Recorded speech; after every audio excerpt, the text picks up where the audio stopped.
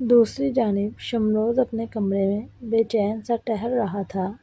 اس نے کبھی سوچا بھی نہیں تھا کہ کوئی لڑکی اس کے دل میں یوں دستک دے جائے گی۔ وہ سالوں سے اپنے دل کو پتھر بنائے ہوئے تھا۔ جب سے اس کے منگیتر نے اس پر جھوٹا الزام لگا کر رشتہ توڑا تھا، تب سے وہ ہر عورت سے بزدل ہو چکا تھا۔ مگر مریم کی معصومیت، اس کا خوف، اس کی ہر بات پر ہلکاہٹ، یہ سب کچھ اس کے اندر کچھ عجیب سا احساس جگا رہا تھا۔ نہیں شمروز، تم پھر سے کمزور نہیں پڑ سکتے۔ اس نے خود کو سختی سے جھڑکا اور کھڑکی کے پاس جا کھڑا ہوا۔ باہر چاندنی رات میں حویلی کا لان چمک رہا تھا، وہی لان جہاں چند دن پہلے مریم اس کے اوپر آ گری تھی۔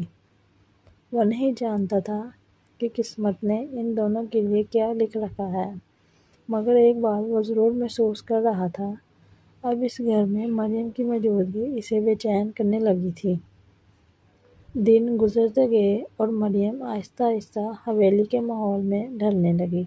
بی جان کی شفقت اور خیال نے اسے کچھ حد تک نارمل ہونے میں مدد دی۔ اب وہ ملازماؤں سے کھل کر بات کر لیتی، البتہ شمروز کے سامنے آتے ہی اس کی زبان پھر سے لڑکھڑانے لگتی۔ مگر شمروز میں بھی تبدیلی آ رہی تھی۔ وہ اب اس سے سختی سے بات نہیں کرتا تھا، بلکہ اکثر بلا وجہ اس کے آس پاس منڈلاتا رہتا۔ کبھی کھانے کی میز پر اس کی پسند کی ڈش کا خاص خیال رکھواتا، کبھی بی جان سے پوچھتا کہ مریم نے دوائی لی یا نہیں۔ حویلی کی ملازمائیں آپس میں سرگوشیاں کرنے لگیں کہ سردار صاحب کے دل میں کچھ چل رہا ہے۔ ایک شام مریم چھت پر کپڑے سمیٹنے گئی تو اچانک زور کی اندھیری چل پڑی۔ بادل گرجنے لگے اور مریم کا دل خوف سے کانپنے لگا۔ بچپن سے اسے آندھی طوفان سے شدید خوف تھا، کیونکہ ایسی ایک رات اس کے باپ نے اس کی ماں کو بری طرح مارا تھا۔ وہ کپڑے چھوڑ کر سیڑھیوں کی طرف بھاگی، مگر تیز ہوا سے دروازہ بند ہو گیا اور وہ چھت پر پھنس گئی۔ بجلی کی کڑک کے ساتھ وہ خوف سے چیخ کر نیچے بیٹھ گئی۔ آنسو بہنے لگے۔ اسی وقت شمروز، جو نیچے سے یہ منظر دیکھ چکا تھا، دوڑتا ہوا اوپر آیا۔ اس نے دروازہ زور سے کھولا اور اندر داخل ہوتے ہی مریم کو کونے میں سہمی ہوئی دیکھ کر اس کا دل بھر آیا۔ مریم! وہ تیزی سے اس کے قریب گیا اور بغیر سوچے سمجھے اسے اپنے احضان میں لے لیا۔ میں ہوں یہاں، ڈرو مت۔ مریم پہلے تو کانپتی رہی، مگر شمروز کے وجود کی گرمائش اور اس کے پرسکون لہجے نے آہستہ آہستہ اسے سکون دیا۔ اس نے پہلی بار خود کو کسی مرد کی موجودگی میں محفوظ محسوس کیا۔ یہ احساس اس کے لیے بالکل نیا اور عجیب تھا۔ شمروز نے اسے سنبھالتے ہوئے نیچے کمرے تک پہنچایا۔ راستے میں وہ خاموش رہا، مگر اس کی نظریں بار بار مریم کے سہمے چہرے کی جانب اٹھ جاتی۔ کمرے میں پہنچ کر اس نے اسے بستر پر بٹھایا اور خود گھٹنوں کے بل بیٹھ گیا۔ تمہیں آندھی سے اتنا ڈر کیوں لگتا ہے؟ اس نے نرمی سے پوچھا۔ مریم کچھ دیر خاموش رہی، پھر آہستہ آہستہ ٹوٹے پھوٹے الفاظ میں اس نے اپنے بچپن کی وہ رات بیان کر دی جب اس کے باپ نے آندھی کی رات میں اس کی ماں پر ہاتھ اٹھایا تھا۔ شمروز کے چہرے پر غصہ اور افسوس کے ملے جلے تاثرات ابھرے۔ اس نے مریم کا ہاتھ اپنے ہاتھ میں لے لیا۔ اب کوئی تمہیں کبھی تکلیف نہیں دے گا جب تک میں ہوں۔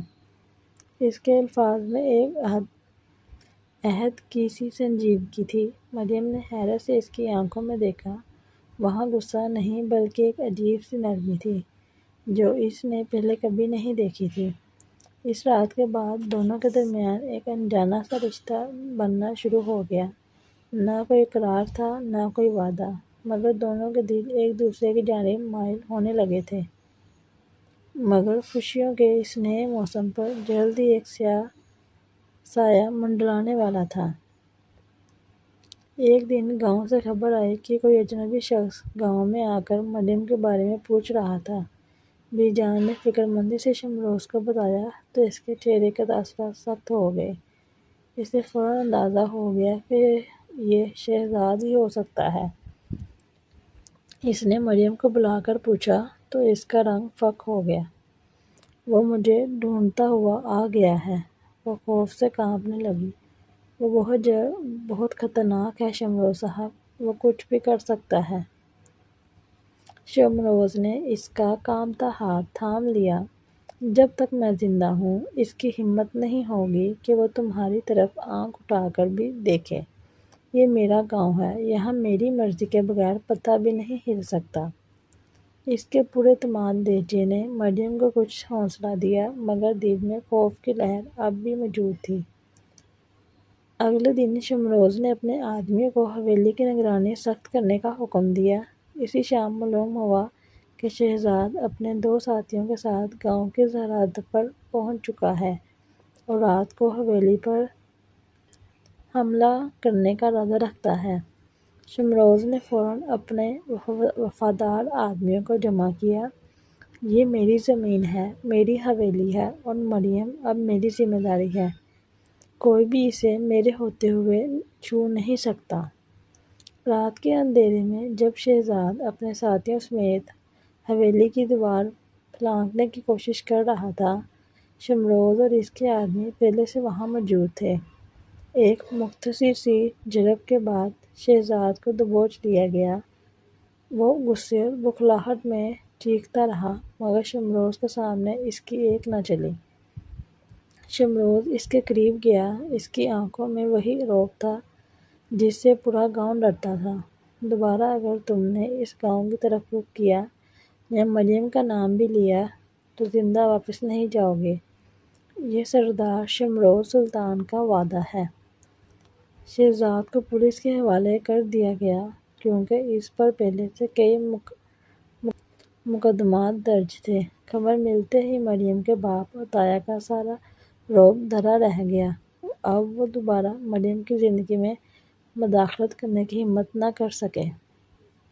اس واقعے کے بعد مریم کے دل سے وہ آخری خوف بھی نکل گیا جو برسوں سے اس کے وجود میں بسا ہوا تھا۔ وہ سمجھ چکی تھی کہ ہر مرد ایک جیسا نہیں ہوتا، کچھ لوگ حفاظت کرنا بھی جانتے ہیں۔ ایک ٹھنڈی شام حویلی کی اسی لان میں جہاں ان کی پہلی ملاقات ہوئی تھی، شمروز مریم کے پاس آ کھڑا ہوا۔ مریم، اس نے نرمی سے پکارا۔